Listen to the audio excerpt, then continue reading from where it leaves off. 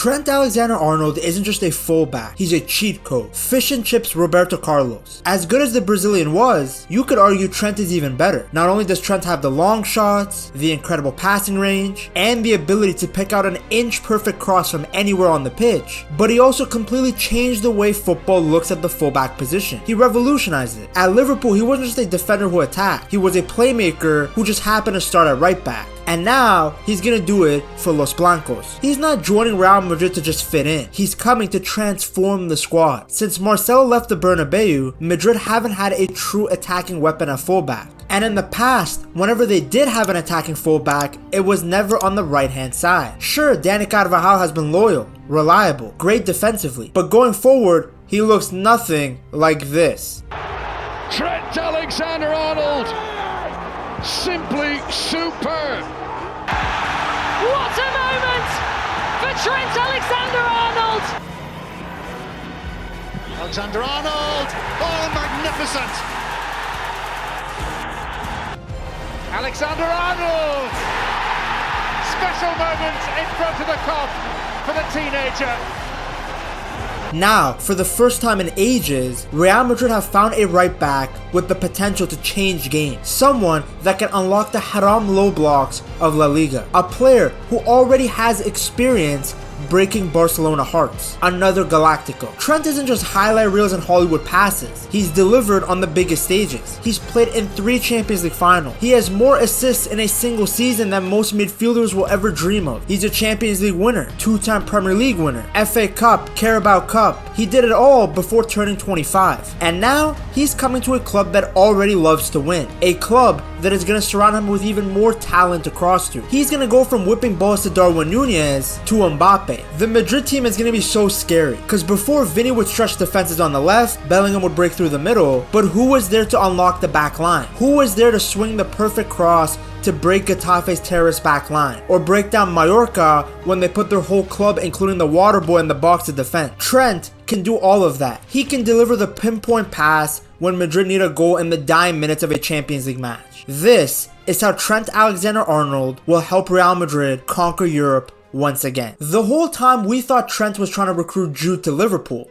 Well, it turns out it was the other way. Agent Bellingham. I guess Jude told Trent all about the Spanish baddies, and it became an easy decision to leave. Guess it's not hard to leave these depressing streets for sunny Madrid. Sorry, Liverpool fans. When we look back at history, it's never been a tough decision for players to leave where they are at to go to Real Madrid, even if the player was dominating in the Premier League. Because no matter how big you get in England, no matter how many trophies you lift at Wembley or Anfield or Old Trafford, there's always one stage bigger, the Santiago Bernabeu. Look at Cristiano Ronaldo. He was a Premier League legend, a Manchester United hero, a Ballon d'Or winner in 2008. He still left to become a Galactico. Eden Hazard was adored at Chelsea, called the best in the league by many, yet even his juicy bum couldn't resist the white jersey. David Beckham conquered England with Manchester United, but he still left to play under the lights of Madrid. Even Liverpool greats have done it way before Trent. Michael Owen was a Ballon d'Or winner, and he traded the red of Merseyside for the royal white of Madrid. Because deep down, these guys all know, this is the pinnacle. I know it sounds cringe, but the reality is that Madrid have aura. They aren't just another club. They are the final destination. The one every young player dreams about when they imagine football at the highest level. The one place where legends are born and remembered, and sometimes booed. Trent already achieved everything he could at Liverpool. Multiple Premier League titles, a Champions League title, FA Cup, Carabao Cup, Club World Cup, countless moments that will live forever in Anfield history. Yet individually, he isn't even close to being done. In fact, now he's entering his prime. In recent interviews, he's spoken about it plainly. He wants to win the Ballon d'Or. I'd say win a Ballon d'Or.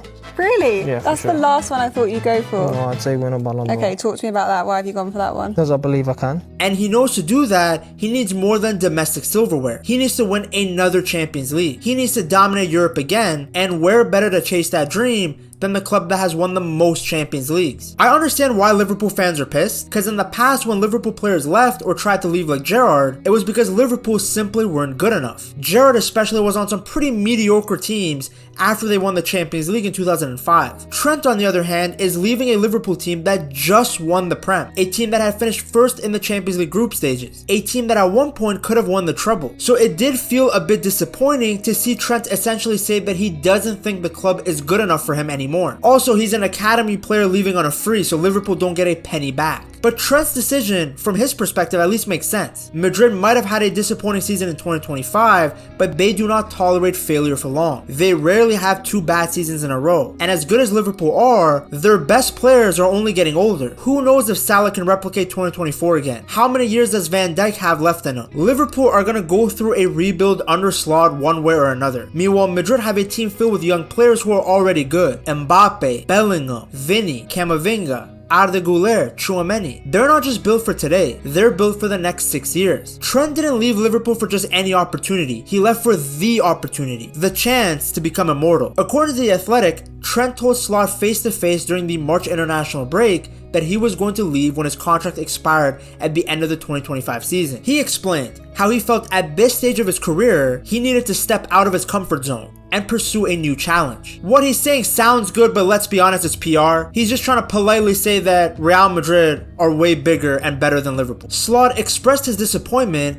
but he said he respected his vice captain's decision. Trent had made up his mind, and according to sources, his departure had been planned for a while. Very similar to Mbappe's eventual move, this was basically an openly kept secret, especially when Trent had stopped discussing a possible contract extension months earlier, because previously he had signed extensions in July of 2017, January of 2019, and July of 2021, with Liverpool regularly rewarding his development and showing how important he was to the side with improved terms. But after Klopp announced that he had run out of energy in 2023, the situation at Liverpool got complicated, and Trent wanted to see what direction the club was headed in. Interest from Real Madrid was already well known, and he began to question how strongly Liverpool really wanted to keep him. All year, Trent was battling with this decision. It's like trying to decide if you enjoy missionary more or doggy. The decision became even more difficult as he developed a closer connection with Arne Slot. Trent loved Slot's attention to detail and his analytical approach. But of course, he ended up still deciding to leave. This also makes his celebration against West Ham and Leicester that much funnier. He for real did the keep talking celebration for a report that turned out to be accurate. Like, let's be serious. People somehow believing those celebrations meant that Trent was staying proved why it's so easy to get cheated on in the modern day. You guys just be believing anybody. From Madrid's perspective, this is a fantastic pickup. Another Galactico added to the team for free. Let's be serious though, although these guys aren't paying a transfer fee, they're paying huge wages. As I stated before, Real Madrid haven't had a top quality fullback that can create magic on his own since Marcelo. And Marcelo was incredible. He unlocked low blocks by himself, he could create chances when nothing seemed on. Now Madrid fans have to watch Mendy, whose second touch is always a tackle, and Fran Garcia. At right back, Carvalho has been very good, but he's 33 years old and coming back from a major injury. Who knows how good he will be again? His backup was Lucas Vazquez, who defensively makes Trent look like Maldini.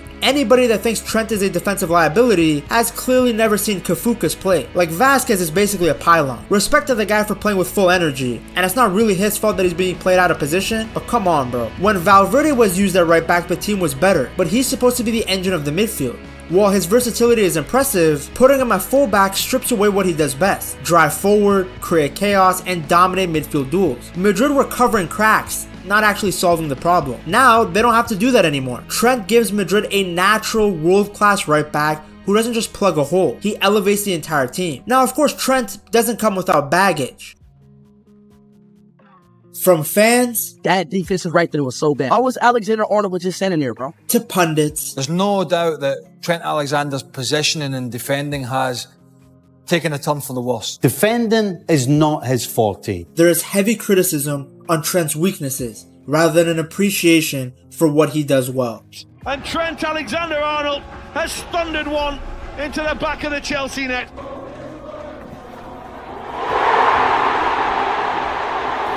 That's electrifying from Trent Alexander-Arnold. He is a generational talent who has an ability to do what no other defender can. His ability on the ball, along with his incredible passing, has revolutionized what it means to be a fullback. I'd put you in the same category as Kevin De Bruyne and David Beckham in terms of use of the ball. I've never seen anything like it. I think he's actually a better passer than Beckham, a better crosser than Beckham, and that's saying something because he's the best that I see in my generation. I have no idea how you deliver the ball, how you do from deep, from high up the pitch, when you're in midfield, the passes you play. Yet, despite his greatness, he has received criticism for his lazy marking and habit of turning off defensively in big games. He was even behind Walker and Trippier in the pecking order for England's starting fullback. I think if there's one to go, it has to be Trent.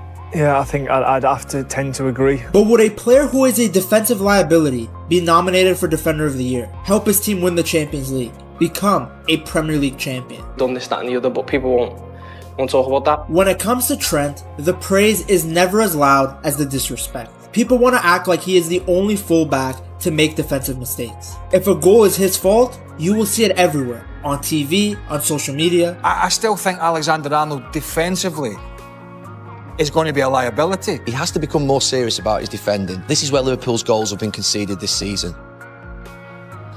And there's a lot in his area compared to that small little bunch over there. All fullbacks make mistakes defensively. Kyle Walker, who is known for being a terrific defender, has looked awful in certain matches, both for City and England. Some of his defending over the years is shocking. He's a defender who makes mistakes, if you like, and makes poor decisions when he's not concentrating. In the final of the Euros, both of Spain's goals came from his end. Kieran Trippier is by no means a lockdown defender either. He makes mistakes all the time at Newcastle, but you would have never known because his errors aren't published on the front page. And Reece James, well, he's never healthy, so that kind of disqualifies him from even being a part of these conversations. To act like Trent is the first fullback to be caught sleeping at the back post or beat too easily in a 1v1 situation is ridiculous. While Trent might have defensive lapses at times, it is balanced out by the fact that going forward, nobody comes close to the Englishman. He's no ordinary right back. This is David Beckham,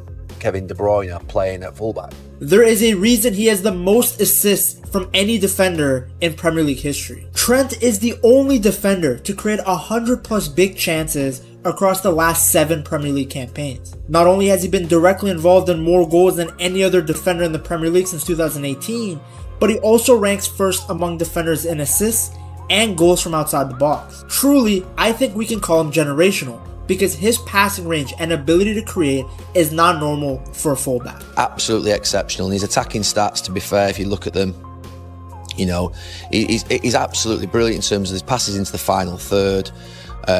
You know, he creates loads of chances, as Kara said. His assists are off the scale. Trent can create chances on his own with one pass, one long through ball, and you look to see that he carved out the entire defense. Free kicks. Magnificent free kick. It's right in the top corner, going away from the keeper. Corners. Since he was 6. And he spotted that! Long shots. That's electrifying from Trent Alexander-Arnold. We have become numb to it, but this isn't normal for a defender. He has revolutionized the fullback role. Paul, in terms of right backs now, I've never seen anything like that in terms of the quality that goes into the box, but consistently. Like he's getting 10, 11 assists more a season in the Premier League. He's getting as many assists as De Bruyne gets. A part of that was to be the best player in the position, to be the best in the world, to be someone who changed that position. And what we are seeing from Trent week in, week out, you would never see from historically good right backs like Cafu, Dani Alves, and Zanetti. Cafu himself praised Trent as a rare talent. His versatility and attacking quality is perfect for the modern game. It's why both Klopp and Slot gave him the freedom to roam. The fact that he can invert into the middle of the park and seamlessly become a central midfielder. The fact that he can ping a ball from anywhere on the pitch to create an attack. It goes beyond your expectations of defenders. Madrid needed this signing desperately because what they have lacked on the right side is unpredictability. While Vini dances on the left, the right side often feels stiff. Part of it is due to the fact that they don't have a natural right winger. I mean, they got 3 guys who all want to hump each other on the left hand side. But now, at least with Trent, they have more firepower there. Think about the diagonal switches to Vini in transition, the threaded passes to Mbappé between the lines. Whoever plays on the right hand side, whether it's Rodrigo, Brahim Diaz, Arda Güler, all of them will benefit from having a fullback behind them that can pick them out from anywhere. Even the central midfielders are going to benefit. Think about the quick combinations with Bellingham and Valverde in midfield. And I'm telling you guys, the defensive stuff is overblown. Are there going to be times where you're just going to turn off defensively? Sadly, yes. But number 1, Valverde is the perfect guy to cover for him since he has an unlimited work rate and loves the right hand side. But number 2, Trent's biggest defensive issues usually came under Klopp because they played such risky football. Under Slot in his last season, he was fine. He had one bad game against United and that was because he looked mentally out of it. probably due to all the rumors that came out about him joining Madrid. Having said that though, Real Madrid should still probably buy some center backs that can actually help cover for him. Konate and Van Dijk were monsters that could cover those gaps. I don't know if a Militao post ACL, Alaba post ACL, Crazy Rudiger, and Asensio can have the same type of impact. Trent's presence will also help the midfield. With Kroos gone, Modric on his last legs, someone is needed who can dictate the play and break down these terrorist low blocks in La Liga. Trent can help with that, whether it's a long shot or a cross or a through ball, he will find a way. At Liverpool, he inverted into the midfield in his last few seasons, both under Klopp and Slot. No reason he can't do the same thing at Madrid. And now there's someone who can ping the balls to Bellingham when he makes those deep runs. Trent Alexander-Arnold isn't just joining Real Madrid to fill a position. He's coming to write his own name in history. El Clásicos just got a whole lot more exciting. Rafinha and Yamal versus Trent. More stars in the lineup. We're slowly getting back to those peak days of Barca versus Real Madrid. From the streets of Liverpool to the bright lights of the Bernabeu, Trent is a player who's already conquered Europe once, and now he wants to do it again on an even bigger stage, with football's biggest club. With Mbappé ahead of him, Bellingham beside him, he's gonna love it. And the next chapter is only just beginning. But talent alone isn't gonna be enough. To see why the Galacticos failed in their first season with Mbappé, you gotta check out this video right here.